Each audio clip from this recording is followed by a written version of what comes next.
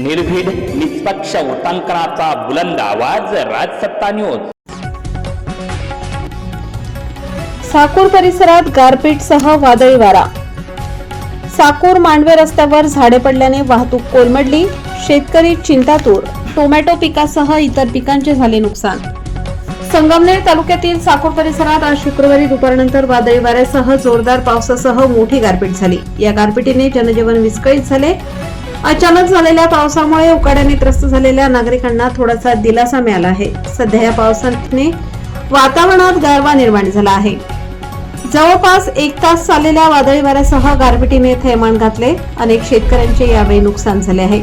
त्यामुळे परिसरातील नागरिकांची एकच धांदल उडाली। रस्त्यावर सर्वत्र पाणीच पाणी झाले। या वादळी वाऱ्याने साकूर मांडवे रस्त्यावर झाड उन्मळून पडल्याने वाहतुकीसाठी मोठ्या प्रमाणात खोळंबा झाला आहे। वादळी वाऱ्यामुळे अनेक ठिकाणी झाडांच्या फांद्या तुटून पडल्या, तर शेतकरी वर्गात पिकांच्या नुकसानीची चिंता व्यक्त होत आहे। राजसत्ता न्यूज साठी प्रतिनिधी युनुस शेख, साकूर।